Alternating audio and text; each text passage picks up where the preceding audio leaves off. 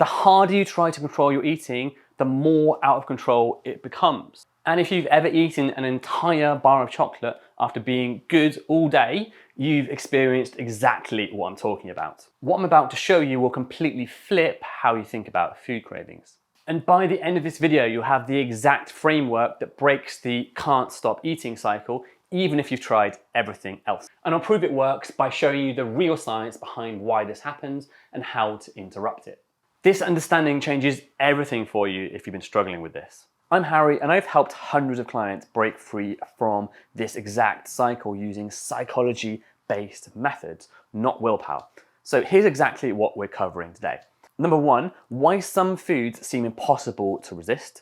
Number two, how your language around food is setting you up to fail. Number three, the real reason willpower never works long term. And number four, the exact cycle keeping you trapped and how to break it. And make sure you stay until the end because I'll show you one technique that can interrupt this pattern in real time. Now, everyone knows that eating can feel good, but here's what most people miss. Eating is nice, it tastes good, it's pleasurable, but if it was just about taste, you'd naturally stop when the food stopped tasting amazing, usually after the first few bites, right?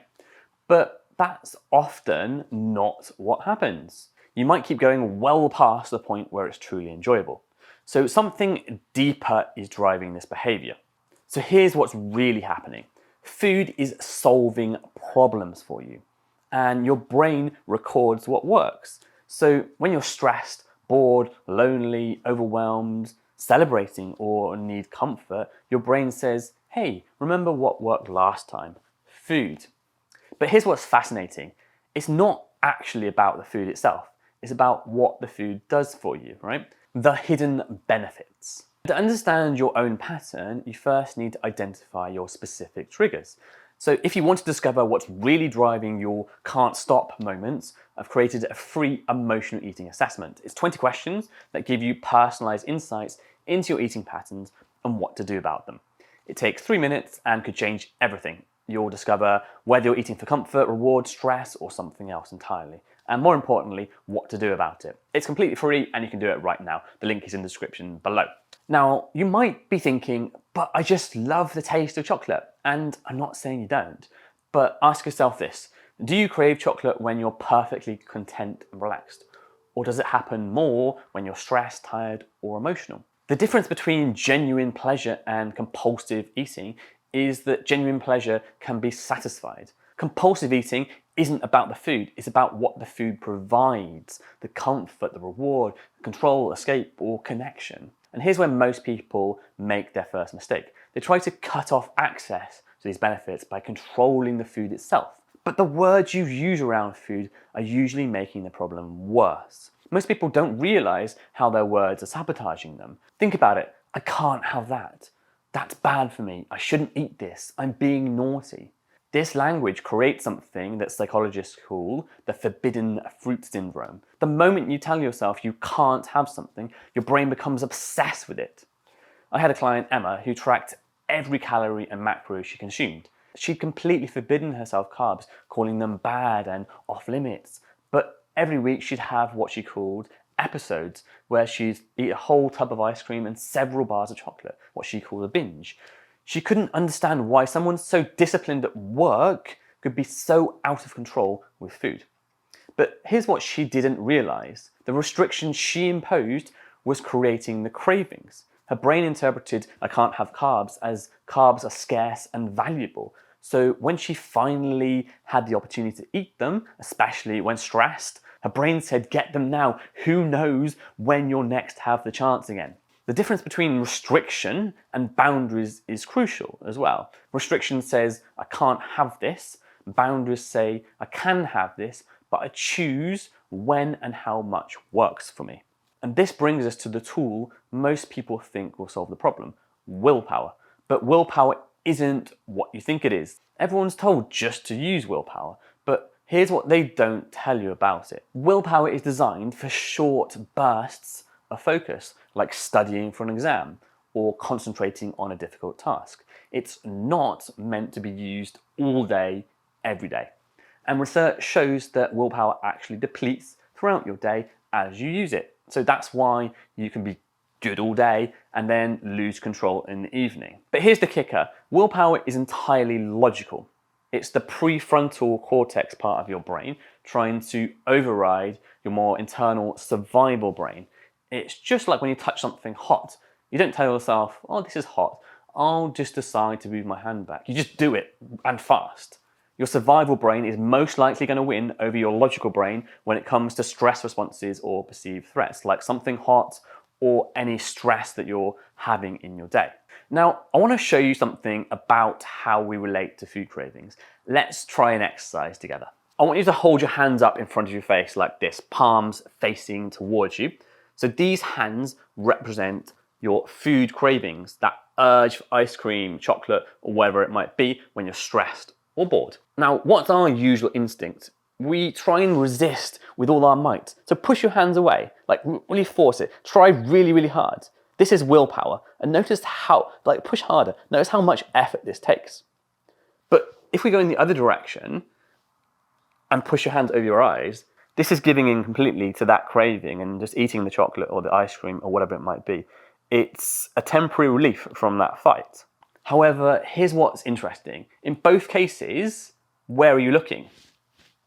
When you're pushing away, you're consumed by the fight. When you're covering your eyes, you're lost in the indulgence. You're completely missing out on anything meaningful in the moment. So let's try something. Gently lower your hands to your lap.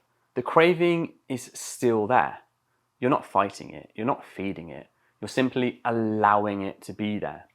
But notice what you can see now. You can look around you.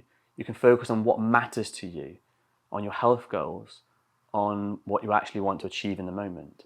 And this is what we call acceptance, allowing something to be there or focusing on what you actually want. Now, here's what's fascinating about this. When you try and use willpower to fight urges, you're essentially pushing your hands away from your face all day.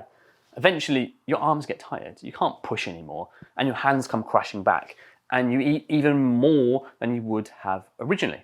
Plus, now you feel guilty about failing, which creates more stress, which triggers more emotional eating. So you end up eating because you feel bad about eating. And this guilt is exactly what keeps the whole cycle spinning. So let me show you the complete picture. This is where most people have their aha moment. This is how it begins.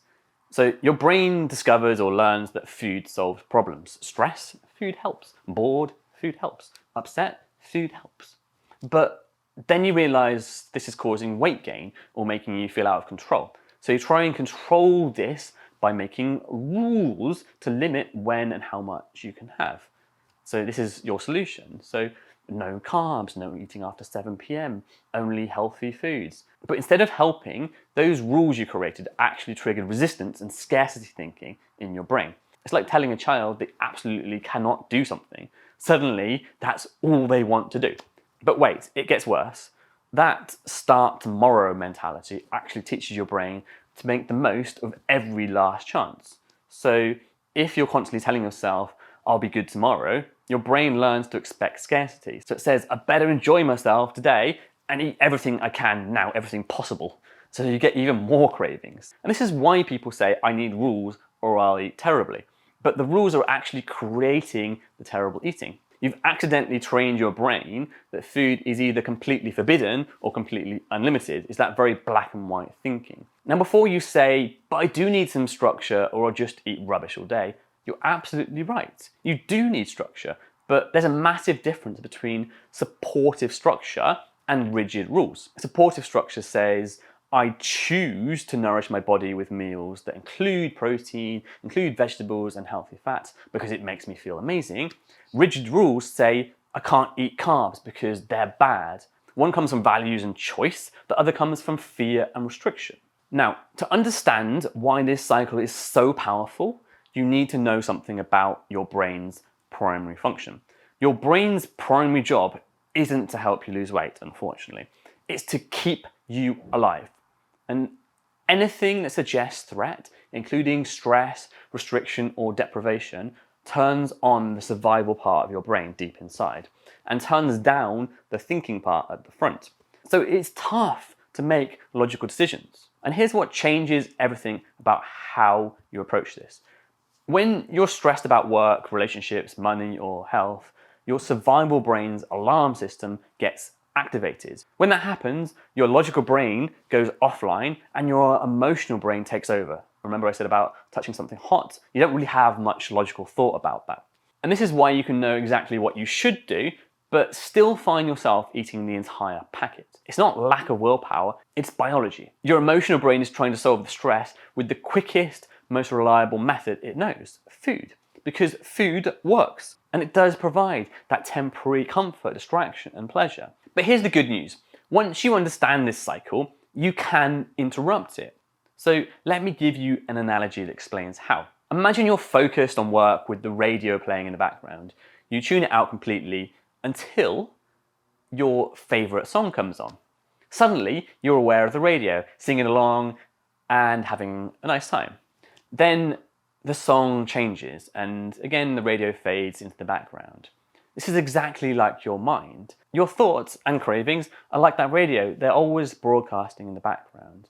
And you can listen when you want to, but you don't have to turn up the volume on every song. This isn't about ignoring the radio. You can't not hear something. Trying to ignore it is fighting. Remember, we talked about that. You're also not trying to drown it out with another sound. That's like using positive self-talk to battle negative thoughts. One of the best ways to deal with your mental radio is to simply notice when it's broadcasting those unhelpful thoughts and name them. So here's that craving, or there's my mind telling me I must have chocolate. Remember the hands exercise? This is exactly like putting your hands in your lap. You're not pushing the thoughts away. That's exhausting. You're also not covering your eyes by letting the thoughts take over. You're acknowledging they're there while keeping your focus on what you can actually see and do in the moment, something that is valuable to you. We let the thoughts come and go like the radio, and instead focus our attention on the meaningful things in our life, our health goals, your relationships, your values, the person you want to become. And if you'd like to learn exactly how to do this, it's what I teach my clients when we work on reducing emotional eating. So if you'd like a free chat to see if I can help you, completely no obligation, feel free to book in a call with me. The link is in the description below.